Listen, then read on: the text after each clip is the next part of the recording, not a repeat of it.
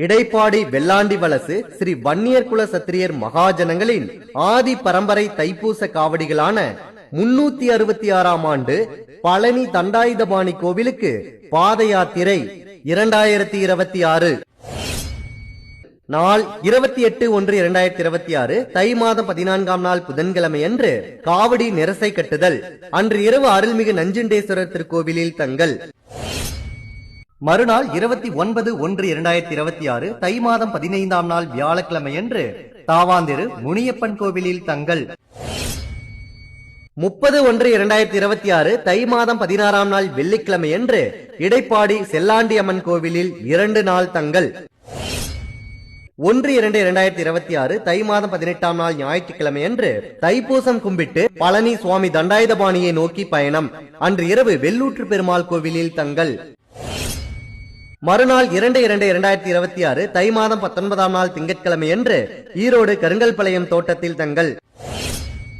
3/2/2026 தை மாதம் 20ஆம் நாள் செவ்வாய்க்கிழமை அன்று வெள்ளோட்டை அடுத்து நடுப்பாளையத்தில் உள்ள நமது தோட்டத்தில் உணவு முடித்து சென்னிமலையம்பாளையத்தில் உள்ள நமது சுப்பிரமணிய மகாலில் தங்கல். 4/2/2026 தை மாதம் 21ஆம் நாள் புதன்கிழமை அன்று வட்டமலை முத்துக்குமாரசாமி திருக்கோவிலில் பூஜை வைத்து பகல் உணவு முடித்து அன்று இரவு நல்லிமடத்தில் தங்கல். 5/2/2026 தை மாதம் 22ஆம் நாள் வியாழக்கிழமை அன்று அமராவதி ஆற்றங்கரை அருகே உள்ள நமது தோட்டத்தில் பகல் உணவு முடித்து அன்று இரவு நரிக்கல்பட்டி ஈஸ்வரன் கோவிலில் தங்கல்.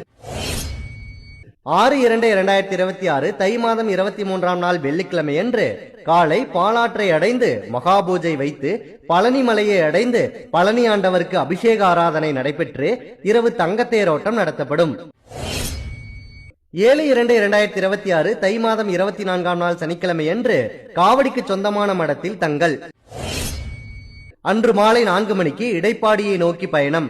மீண்டும் நல்லிமடம், சென்னிமலையம்பாளையத்தில் உள்ள சுப்பிரமணிய மகால், ஈரோடு கருங்கல்பாளையம், செங்கமா முனியப்பன் கோயில் என வரும் வழியில் தங்கிவிட்டு 12/2/2026 மாசி 1ஆம் தேதி இடைப்பாடி வெள்ளை மாநகரை வந்தடையும். இப்படிக்கு வெள்ளாண்டி வலசு ஸ்ரீ வன்னியர் குல சத்திரியர் மகாஜனங்களின் ஆதி பரம்பரை தைப்பூச காவடி